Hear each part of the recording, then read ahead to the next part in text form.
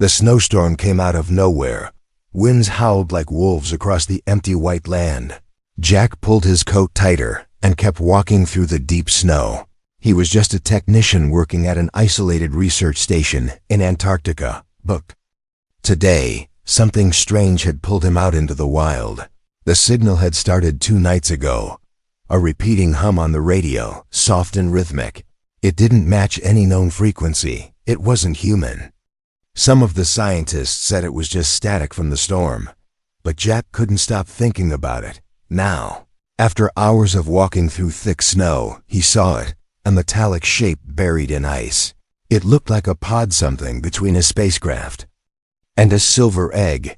Half of it was cracked open, steam escaping from the edges. His heart raced. Jack stepped closer, his boots crunching in the snow.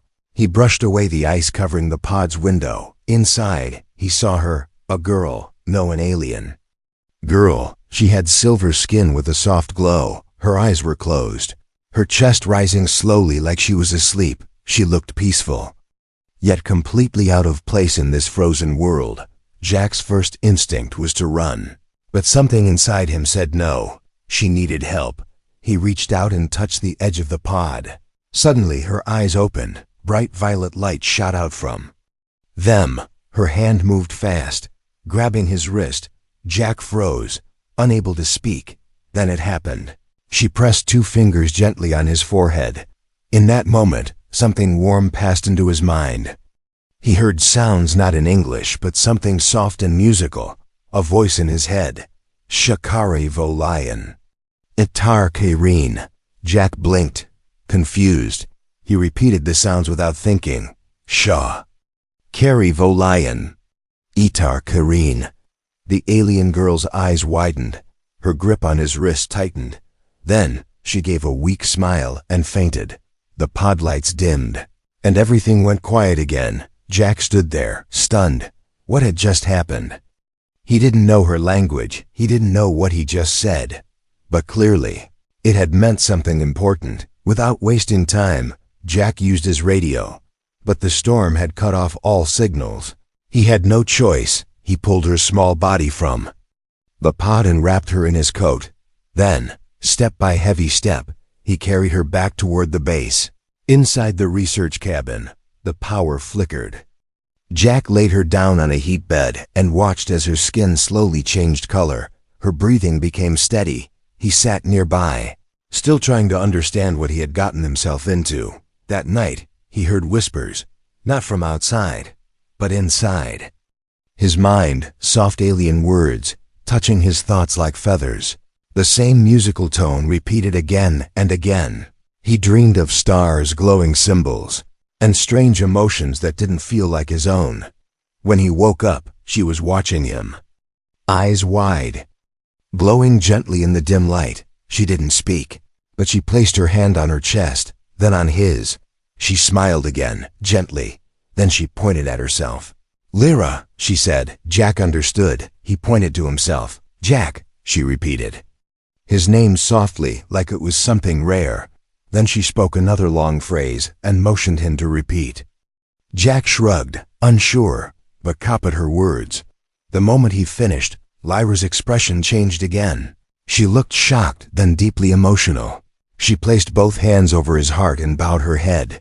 Tears formed in her glowing eyes. Jack had no idea what he had just said.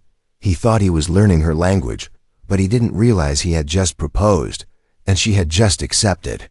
Outside, the storm raged louder, but inside the cabin, something far more powerful had begun. 2 worlds had collided, through words, through voices, and neither of them knew how deep the connection would go. Jack didn't sleep well that night. Strange dreams filled his mind, whispers, glowing stars, and a soft voice calling his name. He kept hearing the same phrase he had repeated before, that alien sentence, the one that made Lyra cry when morning came. Jack opened his eyes slowly. He was still in the cabin, lying on the floor next to the heater, but something felt different. Warmer, softer, closer. He turned and found Lyra curled beside him. Her silver arm rested gently across his chest. Her glowing hair shimmered faintly in the morning light. Jack froze, unsure what to do. He didn't want to wake her, but she was already awake. Her violet eyes stared into his calmly. Then she smiled. Without speaking, she touched his forehead. Again, Jack felt a warmth spread through his mind like sunlight. Images flashed behind his eyes, her planet, her people, her voice speaking his name like a melody. Jack sat up, confused but fascinated. "Lyra," he said softly. She nodded, her smile growing wider. She walked over to the wall and used her finger to draw something in the frost, symbols beautiful and strange. Then she pointed at each one while speaking slowly. Jack realized what she was doing. She was teaching him her language. Hours passed. Jack repeated her sounds, her symbols, trying his best to match them. Every time he got one right, she clapped softly and touched his hand. There was joy in her eyes, pure, glowing joy. Jack couldn't help but smile back. But deep inside, something felt off. Why was she so emotional every time he said certain words? Why did her eyes tear up when he repeated that same phrase from the night before? Later, while Jack was preparing food, he noticed Lyra doing something strange. She knelt on the floor, drawing curved lines across his jacket with glowing fingers. The lines formed a pattern like a heart or a knot. Jack asked what it meant, but she only looked up at him and smiled. She was bonding him, marking him, but he still didn't understand what he had triggered. As the sun set, the snowstorm finally began to clear. Jack stepped outside the cabin for a breath of fresh air, but as he looked up at the sky, he froze. There, floating far above the horizon, was a strange light, bright, pulsing, and moving slowly across the clouds. Not a star, not a plane. It was something else. A ship. Jack ran back inside, heart racing. "Lyra!" he called. She was already standing at the window, staring at the sky. Her glow dimmed slightly. She looked afraid. She whispered something in her language, then grabbed Jack's arm tightly. She pulled him toward the pod she had crashed in. Now half buried in snow, she opened a small panel inside it, revealing a glowing crystal sphere. It pulsed blue, red, then blue again. Jack didn't understand, but Lyra pointed to the sky, then to the sphere. She made a slicing motion across her wrist, then pointed at Jack. Her eyes pleaded with him. Someone was coming, and they didn't mean peace. She pushed the sphere into Jack's hand, then placed her hand over his heart again. He felt the heat rise in his chest, the connection growing stronger. He didn't know how, but now he could feel her heartbeat inside him, and she could feel his. Their bond was real and deep and dangerous. Suddenly, the pod made a high-pitched beep. A new symbol appeared on the screen inside it. Lyra's face went pale. She whispered something again. Something Jack didn't understand fully, but one word stood out. Over and over, she repeated it. While holding his hand, "Mate," Jack stared at her in shock. The word hit him like a bolt of electricity. Was that what he had said before? Was that what she believed he was? Before he could ask more, the cabin lights flickered. A deep hum filled the air, vibrating through the ground. Something huge was arriving overhead. The bond had awakened, but so had the danger.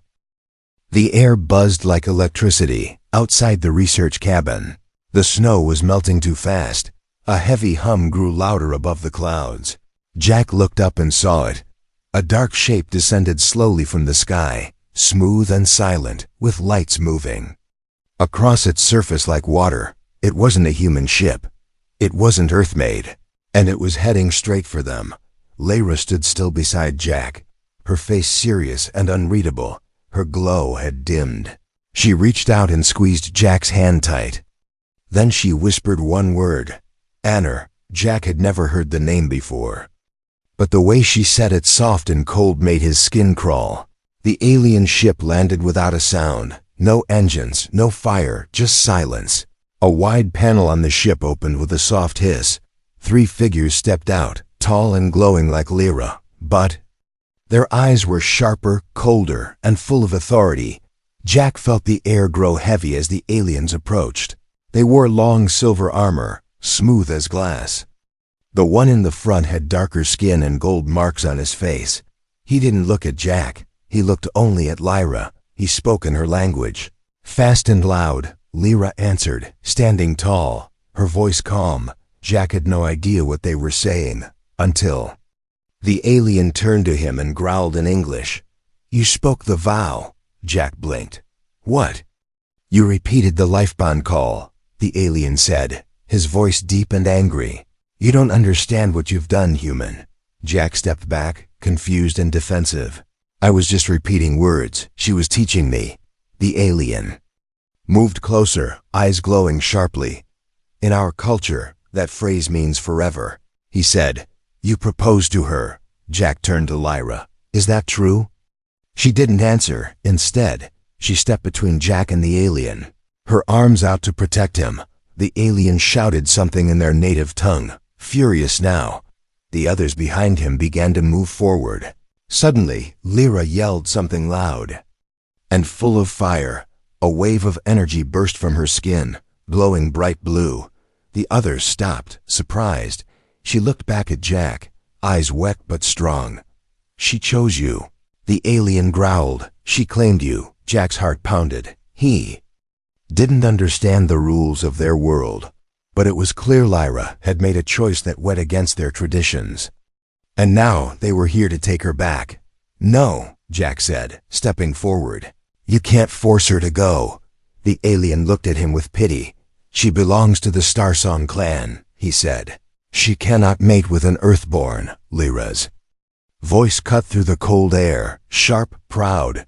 She held up the same glowing crystal from her pod. Symbols flickered in the air. The other aliens looked at each other. Confused, she invoked trial right, the leader said at last, surprised. "She's challenging tradition." Jack had no clue what was going on, but Lyra turned to him and placed the crystal in his hand again. This time, it pulsed with a slow rhythm matching his heartbeat. She whispered, "Prove," and touched his chest. The alien leader narrowed his eyes. "You want to be one of us?" Jack didn't answer. He just looked at Lyra. She believed in him, even if he didn't know why. The alien stepped back. "You will face the trials," he said. "If you survive, the bond will be honored. If not, your mind will be erased, and she will return to her people." The decision had been made. The visitor from the stars had brought a choice: love or death, tradition or rebellion. And Jack, an ordinary human, had just been placed at the center of it all. As the sky darkened and the alien ship lit up once more, Jack knew one thing. This wasn't just about words anymore. This was about proving himself to a world he barely understood, and he wasn't going to back down. Asterisk. The cave was warm and glowing with soft blue light. Jack sat near the underground fire crystal, watching the flames dance. Lyra sat across from him, tracing symbols into the air with her fingers. Outside, the snowstorm had returned, but inside, it felt like time had stopped. Only the two of them, two lives from different stars.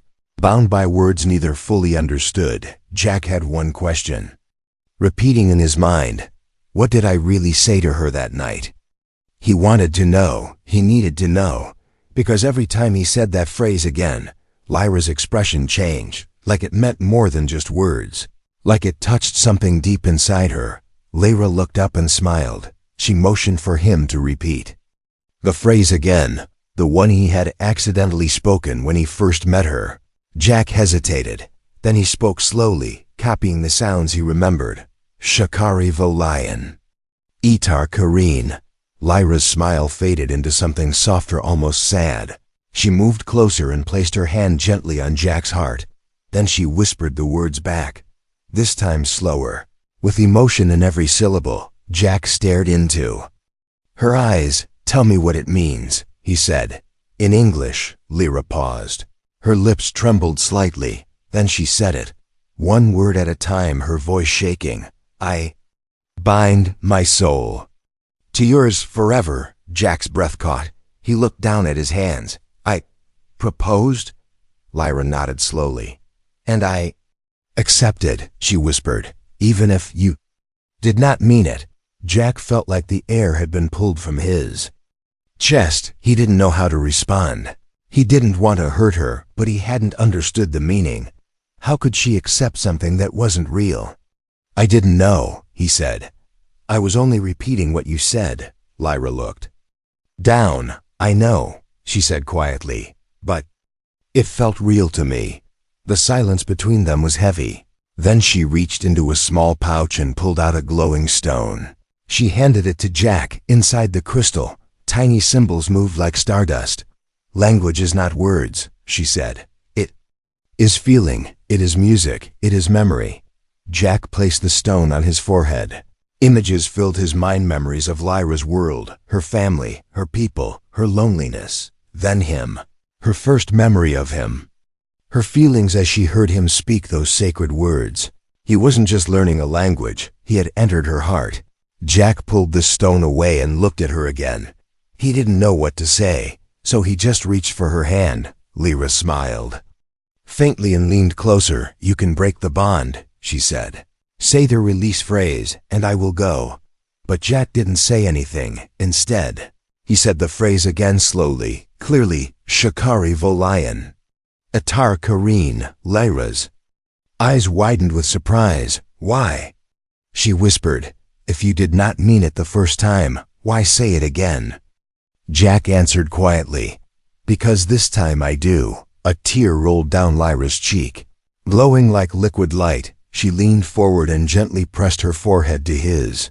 Their thoughts connected, his heartbeat in her mind, hers in his butt. Their moment was interrupted. A loud, metallic tone echoed through the cave. The warship above had sent a signal. A countdown. The trial was near. Lyra stood slowly and faced the exit. She turned back to Jack and said, Now you carry my heart. And I carry yours. The sky burned red, not with fire, but with light, sharp, silent and watching. The alien warship hovered like a judgment above the clouds, massive, shadowy, and alive. Jack stood at the cliff's edge. Looking up, the warship didn't move, didn't blink. But it was there for him. Behind him, Lyra placed a small device on the ground. A circle of blue light spun outward, forming a communication pad. She whispered, They want your decision. The warship had offered a final choice, returned Lyra. And forget everything, or accept the trial, face their ancient tests. Tests that no human had ever survived. Jack looked at Lyra. He saw the fear in her eyes, but also trust. She believed in him, even if he didn't understand their world fully. A deep tone echoed from the sky. A voice spoke not in English, but in layered sound. Lyra stepped forward and translated. They say, the bond is unnatural. The Earthborn must be judged. Jack clenched his fists. This bond is real, he shouted toward the sky. I'm not giving it up. The light above shifted, from red to white then. 3 beams of light shot down and formed a triangle around Jack, the ground beneath. Him began to hum. Your trial begins now, Lyra said softly. She reached out, touched his cheek, then stepped back, disappearing into the mist as the triangle closed. Suddenly, Jack was no longer standing on the mountain. He was inside the warship, alone. The walls pulsed like living metal. Symbols moved across the floor like waves. A door opened in front of him, and a cold voice spoke. First trial, fear. Jack stepped through. Darkness swallowed him. He heard whispers, memories, nightmares, voices from his childhood. His fears came alive, falling, drowning, losing Lyra. He had to walk forward through them, step by step. His legs shook. His heart raced, but he kept moving. The voices tried to break him. You are nothing. She doesn't love you. You're just a mistake. Jack stopped. He closed his eyes and remembered Lyra's voice, her warmth, her belief in him. He shouted back into the dark, She chose me. The darkness shattered. The door opened. Second trial, strength. Jack now stood in a vast room of moving platforms. Walls closed in and giant machines swung heavy blades. He had to move fast, jump, duck, climb. One wrong step and he would be crushed. His body ached. His muscles screamed. But he didn't stop. Every bruise reminded him why he was doing this, not for pride, but for her. He reached the final ledge, covered in sweat and blood. As he climbed up, The room faded. Final trial. Heart. Now he stood before a mirror, but the reflection wasn't him. It was Lyra, tears in her eyes. Reaching for him, a voice spoke. If you let go of the bond, she will be safe. She will return to her people, to her world. She will live. Jack's hands shook. He knew this was the cruelest test. To test if he would sacrifice his love for her safety, he placed his palm on the mirror. No, he said. She doesn't want to be safe without me. She wants to be free with me. The mirror shattered. Light surrounded him. The warship's voice boomed. He has passed. Jack collapsed to the ground. But before he blacked out, he saw her Lyra running toward him. She fell beside him, holding his face with both hands. You did it, she whispered. You're mine now. He smiled weakly. No, Lyra. We're each other's. Above them, the warship blinked once, then silently lifted back into the stars. Jack opened his eyes and gasped. His breath turned white in the air, so cold it hurt his throat. The world around him was silent, frozen, endless. He wasn't on the warship anymore. He stood in a barren land, covered in thick snow and sharp ice. The sky above was purple, and strange stars flickered in unnatural patterns. A voice echoed across the ice, deep and alien. The trial of fire and ice begins. Jack looked down. His clothes had changed. He wore lightweight armor, glowing faintly with blue energy. No weapons, no guide, no Lyra. He was alone again. The ground shook suddenly. Far in the distance, a wall of flame burst from the ice. It wasn't just snow and cold anymore. There was fire too. A deadly balance. And he was in the middle of it. A thin path stretched across the ice, barely wide enough for one step at a time. To his left, jagged cliffs of fire rose higher. To his right, an endless pit of frozen fog whispered with ghost-like voices. He stepped forward. The ice cracked under his feet. One wrong move, and he would fall forever. Then he heard it. A sound. Behind him, scraping, breathing, hunting. Jack turned quickly. Something was following him. A beast, tall and white as the snow. Its face was a glowing skull with 6 burning eyes. It moved like smoke, fast and silent. The voice returned. Survive, Earthborn. Jack ran. His feet slipped. His arms waved wildly for balance. He didn't know the rules, but he knew one thing. If that thing caught him, he wouldn't wake up again. The beast leaped. Jack dove and rolled, barely avoiding its claws. He landed on hot rock. Fire cracked beneath him. He winced in pain, but the cold vanished from his bones. Then he understood. Fire kept the beast away. Ice slowed him down. He had to move between both, balance them like 2 parts of Lyra's world. Memories flashed through his mind. Lyra's voice, her touch, her belief in him. This trial wasn't just survival. It was about understanding her world, its rules, its danger, its beauty. Jack found a torch burning in the ice. He grabbed it and held it high. The beast paused. At the edge of the light, hissing. Jack didn't run this time. He stepped forward, forcing it back. I'm not prey, he whispered. I'm hers. The world began to shift. Ice cracked. Fire roared. He reached a bridge made of crystal and lava. The final test, but the bridge was guarded. A tall figure stood at the end, dressed in armor that glowed like a star. It was not human, not beast. It was something ancient. Its voice echoed without a mouth. What burns in your heart, Earthborn? Jack stepped forward. Her, he said. Lyra. The figure raised a hand. If the bond is false, you will fall. Jack walked forward. Each step burned. Each step froze. But his voice stayed strong. I love her. I didn't mean to at first, but now I do. She made me brave.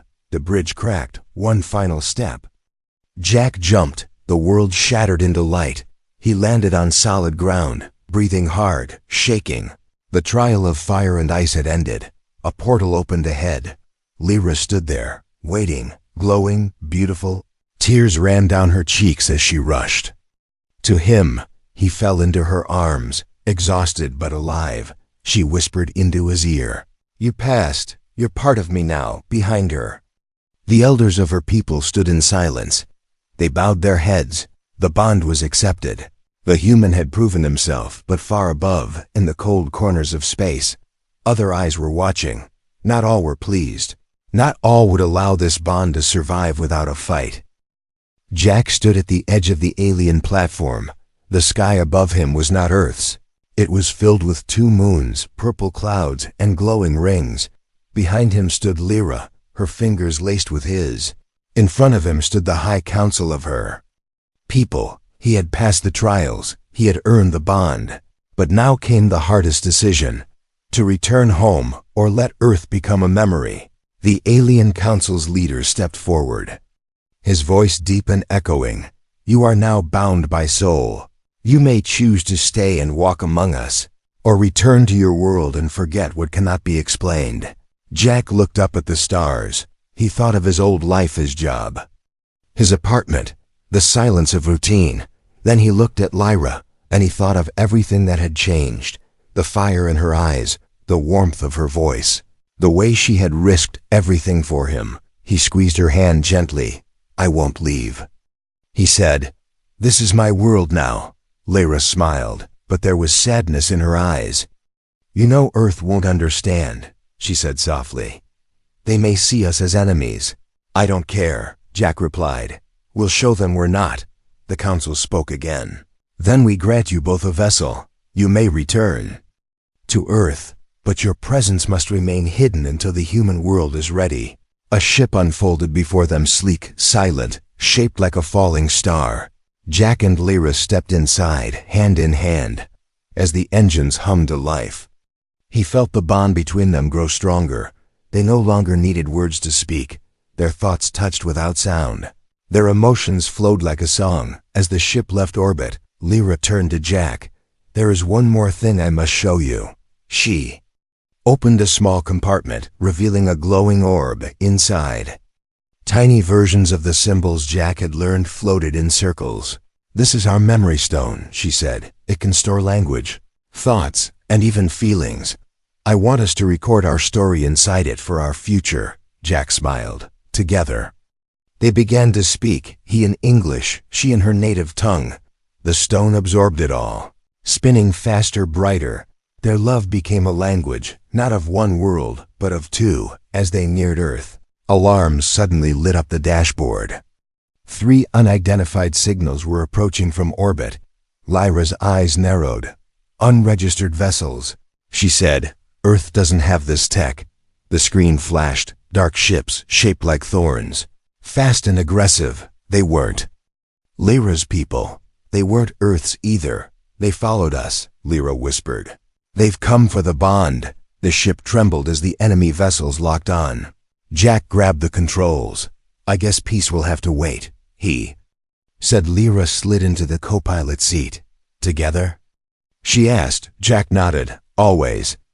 As their ship dived into the atmosphere, engines roaring like fire, the memory stone floated in the air behind them, still glowing, still writing their story. A story of 2 voices, 2 hearts, and a love strong enough to shake the stars.